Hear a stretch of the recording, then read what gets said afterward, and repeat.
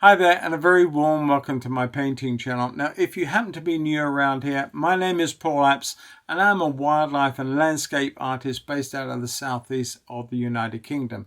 And in this short video, I wanted to share with you the process that I took to create this lovely little study of a small dinghy on the mud at a place called Pin Mill on the River Orwell in Suffolk. I saw it a few years ago, and I've always wanted to do a little study of it. Well, I actually did that recently to my Patreon members as a full live stream, but I really wanted to share it with you guys on YouTube as well. So I hope you'll agree that this is a study that is quite loose, and I made it in acrylic. So if you're an acrylic painter or an oil painter, you're going to get something from this anyway. I hope you enjoy it, and I'll catch you all very soon in the next video, which will probably be next week. Take care for now. Bye-bye. Okay, first things first then, I'm using some dark acrylic. It really doesn't matter what color you use, so long as you can see the outline of your drawing on the board.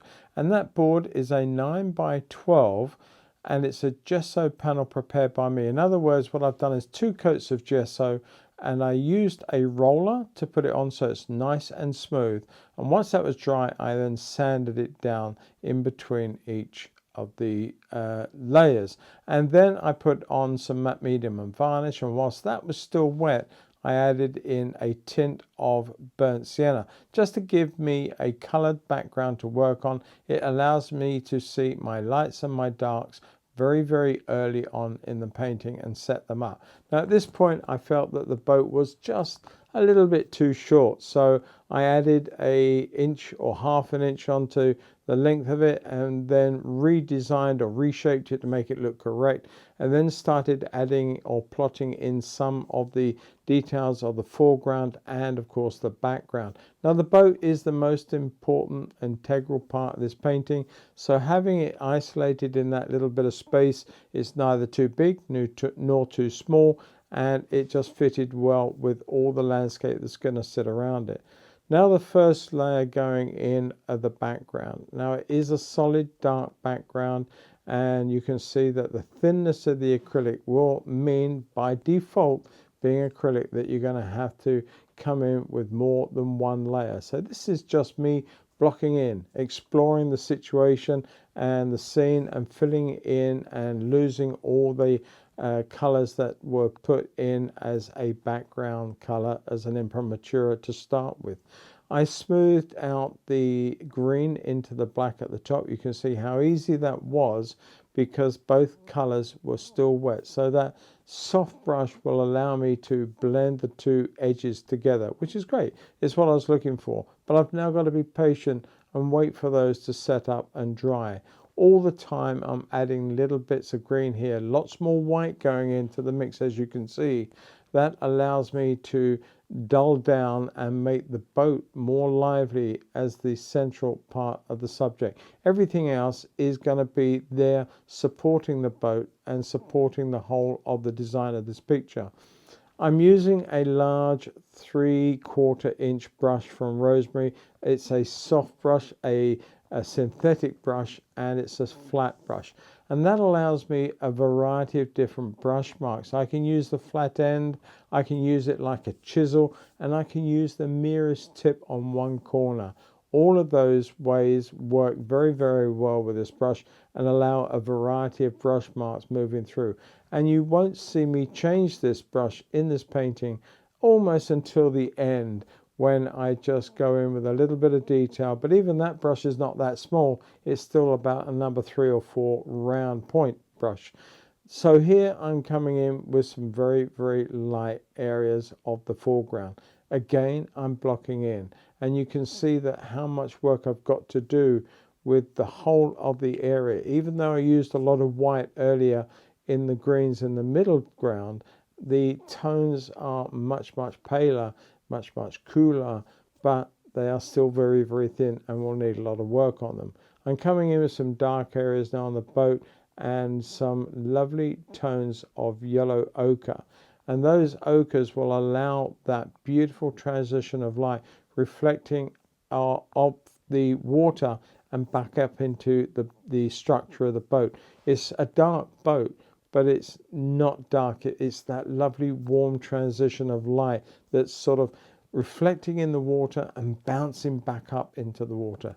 Now for the key and pivotal part of this boat, that lovely red cloth, that protective cloth that's on the top of the boat.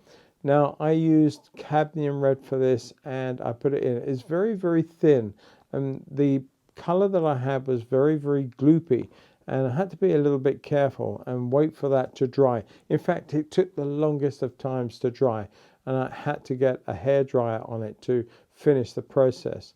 I'm using a little bit of red now with a little bit of the alizarin crimson, or the darker red, the bluer red, just to give me the side of the cloth that's wrapped over the edge of the vessel. Okay, I just stuck a little bit of red in for the reflection. That was perfectly good and will be a major point in the future. We're going to come over a lot of the water with other effects to sort of break up the effect of those solid areas.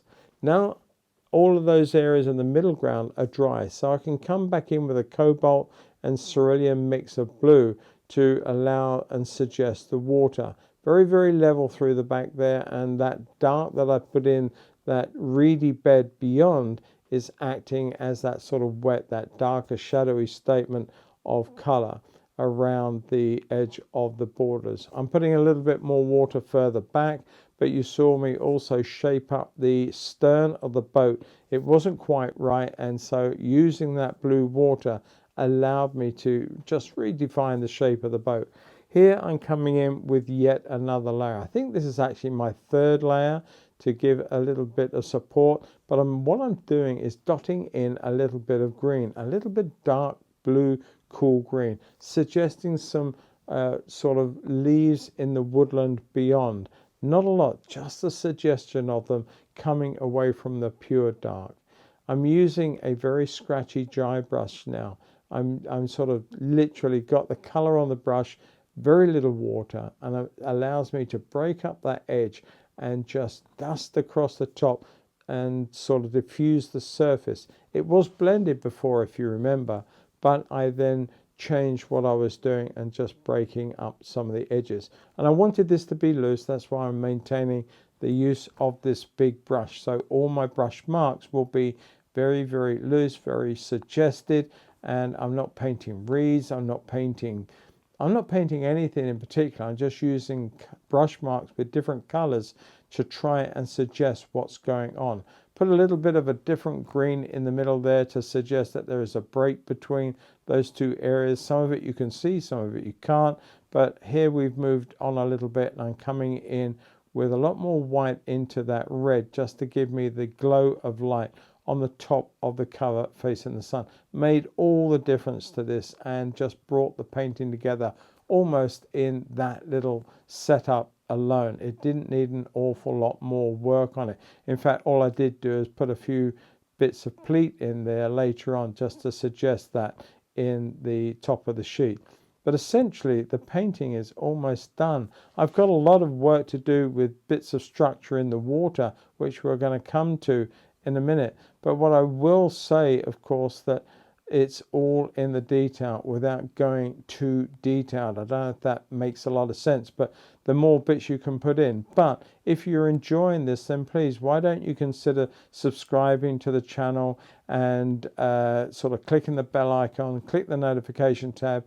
It tells you every time I upload a new video, which I'm hoping, and so far this year I've managed to do it one a week, and I will try and put them out as best I can every Saturday afternoon at 4 p.m. That's my aim. As I say, so far so good with that, and this one will come out at 4 o'clock, and so will next week's. So back to the painting anyway, the more important part of this video, and I'm just coming in with I's and T's.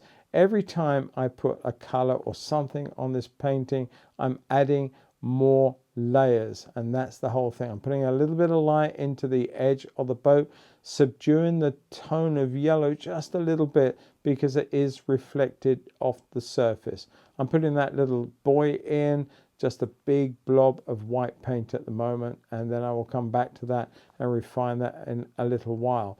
Now I'm going to start looking at the water itself, putting in and using the chisel edge of the brush, and it's great for this purpose. You can use a dagger, you can use a rigger. There are so many different brushes. I love to use a big flat brush for this, because if it's a good quality one, it will just literally use the corner, put a little tap down here, a little tap down there, use the edge and draw it along. You can almost draw a very thin flat line with that. So as long as your brush is in good condition, you don't really have any issues at all with this.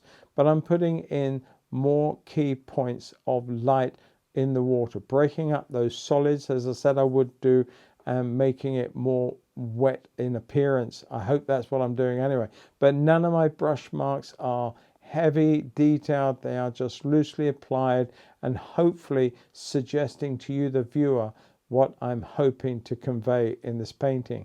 A little bit of warmth in that muddy water, so it's not a dark black, and so it sort of doesn't, it sucks in light. Black just sucks light away. With a little bit of color in there, it makes all the difference. And all I'm doing is yin yang, or to and fro, putting a little bit of light in, a little bit of warmth in, a little bit of dark in. And I'm coming back over with some of the whites now, because of the color is fading as it dries. And so you do need to come in with more expressive layers of light to convey the density of light. Now, if you've liked this, as I said earlier, this is a small part of the, well, it's a short version of the original painting, which is a live stream on my Patreon channel. There are well over 200 videos on there to enjoy and learn from, the full length. And of course, you've got a monthly live stream from me, and a painting challenge each month. There is just so much over there. So if you fancy getting involved and seeing the full length to this and many other videos, then why not check out the Patreon? And I'd love to invite you there and sort of see you become one of my new members on my Patreon channel. That'd be fantastic. Anyway, back to this for the last time, and we are almost at the end of the painting. It is all about the I's and the T's. I'm still using the same brush, but I'm just using it in different ways that I suggested. Even putting a few little upright marks in those grasses, those bits of dirt and stuff that you often see on short grazed grass. And, you know, the tip of that brush is just doing a great job before that. And it doesn't take an awful lot of effort. Now, I know this is speeded up about twice the speed that I took to paint it, but this painting came together very, very fast, and therefore it doesn't need to be that much in terms of detail. It doesn't have to be labored, and that's really why I did this one as a live stream, and the whole live stream was only about an hour and a half. So I think that you can achieve quite a bit of painting in a very short space of time, so long as you're prepared to keep an eye on the fact that you don't need all of that detail. We, and myself included, can easily just find ways of creating more and more detail with finer brushes. Keep the big brush in your hand as long as you can to create the work, and if you can avoid trying to put in every subtle bits of grass and I don't know, whatever it might be, just avoid it and just express with bigger, bolder brush marks. I think I've done enough now. I'm signing it in the corner, and I'm going to call it a day here and wish each and every one of you have fun with your painting. That is key. Enjoy the work you do, have fun, stay safe, and I'll catch you all in the next video, which I hope will be next weekend.